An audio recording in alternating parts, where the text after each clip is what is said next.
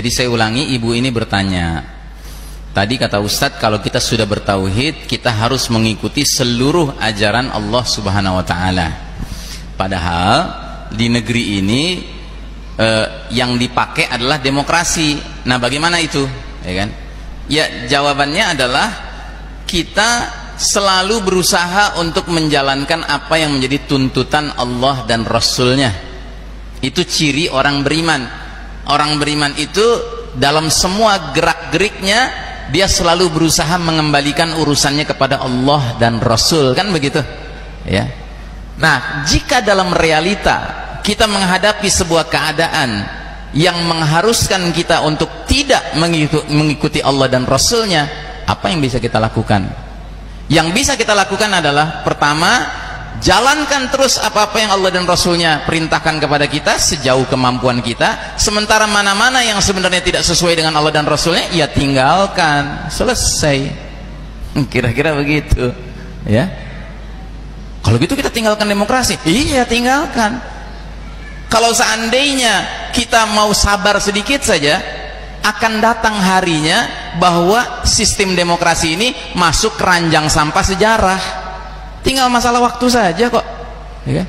Ketika Allah nanti sudah mentakdirkan Al-Mahdi muncul, barisan umat Islam terbentuk ya kan, kemudian jihad berlangsung di bawah naungan pertolongan Allah Subhanahu wa Ta'ala. Karena pasukan Al-Mahdi itu disebut sebagai Taifah Mansurah, kelompok yang terus menerus ditolong Allah Ta'ala, maka tinggal masalah waktu saja sistem demokrasi ini bakal masuk tong sampah sejarah gitu. Kan aneh, udah tahu bakal masuk tong sampah sejarah, kita ikut mau berjuang lewat situ ya. Yang bener aja, kalau kita mengerti Islam mestinya kita tidak memperjuangkan Islam kecuali dengan cara Islam, bukan dengan cara lain.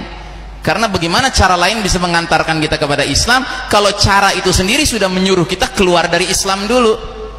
Dengan cara apa? Dengan cara kita mengakui ada selain Allah yang boleh nyusun hukum, nyusun aturan. Siapa mereka? Manusia. Dan manusianya itu kadang-kadang artis lagi gitu. Kan aneh. Terus kita pilih, kira-kira Tuhan yang mana saya pilih? Yang paling cantik Tuhannya gitu. Kok nyebutnya Tuhan? Ya karena dia nanti berhak nyusun hukum, padahal hak menentukan hukum hanya milik Allah Subhanahu wa Ta'ala. Allah berfirman dalam surat Al-Maidah, Al-An'am ayat 57, silakan dicatat, saya ulangi, Al-An'am ayat 57. Allah Ta'ala berfirman dalam ayat tersebut, inil hukmu illa lillah. Hak menetapkan hukum hanya milik Allah Subhanahu wa Ta'ala. Atau surat Yusuf ayat 40, surat 12 ayat 40, bahkan di ayat ini jelas-jelas Allah sedang berbicara tentang perilaku orang-orang musyrik. Kata Allah, orang-orang musyrik itu mengambil nama-nama selain Allah yang mereka sembah, padahal Allah nggak pernah memberikan alasan untuk menyembah nama-nama itu. Tiba-tiba Allah bilang, inil hukmu illa lillah. Hak menetapkan hukum hanya milik Allah. Makanya banyak orang mengatakan urusan hukum ini bukan urusan yang babnya cuman sekedar berdosa, dosa biasa, bukan. Ini syirik. Menerima hukum selain hukum Allah itu babnya sama saja mengakui selain Allah boleh menyusun hukum, padahal hak menetapkan hukum hanya milik Allah Subhanahu wa Ta'ala. Sedangkan yang namanya ajaran demokrasi, inti dasarnya adalah memberikan hak kepada manusia untuk menyusun hukum. Itu inti dasar ajarannya. Makanya kayak di Amerika, anggota parlemen namanya apa? Lawmaker, pembuat hukum. Kalau di Indonesia kan kita dibohongin, istilahnya apa? Alek. Coba tanya sama tukang ojek, bang, Alek apaan sih bang? Nggak tahu. Emang apaan sih tuh Alek? Gitu kan? Pasti gitu. Terus kita jelaskan sama tukang ojek gitu, bang, Alek tuh kepanjangan anggota legislatif. Abang ngerti nggak anggota legislatif? Apaan tuh? Nggak ngerti kan? Gitu. Kita kayak dibohongin gitu loh.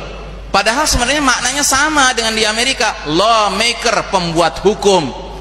Kalau seorang muslim ngerti, wah pembuat hukum, kok selain Allah pembuat hukum? Nah kita akan sadar kan, oh dicipoain, kita dibohongin nih kita. Kita disuruh mengakui ada selain Allah yang boleh nyusun hukum. Terus di sana beradu deh tuh antara yang kafir, yang muslim, yang ngaku muslim gitu kan, kemudian yang macam-macam sekuler gitu, beradu ya kan. Makanya akhirnya semuanya sifatnya aturan yang kompromi-kompromi gitu antara hak dan batil. Dalam Islam nggak ada begitu.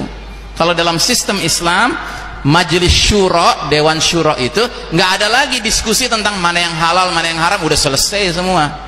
Yang ada adalah diskusi, ini hukum Allah, mari kita coba jabarkan hukum Allah ini berlaku di masyarakat seperti apa. Nah, gitu. Udah selesai.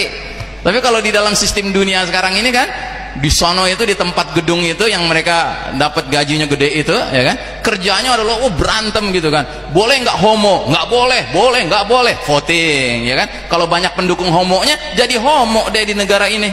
Boleh homo, laki nikah sama laki, gitu. Jadi kebenaran ditentukan oleh banyak sedikitnya tangan yang begini, ya kan.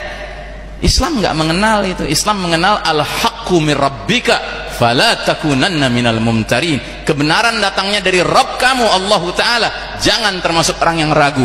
Biar kata yang teriak-teriak kebenaran cuma 2 orang, yang lain semua bilang itu batil gitu kan, kita bilang itu benar. Biar kata yang teriak-teriak kebatilan itu banyak, ya kan, kita tetap bilang itu batil kalau di mata Allah batil.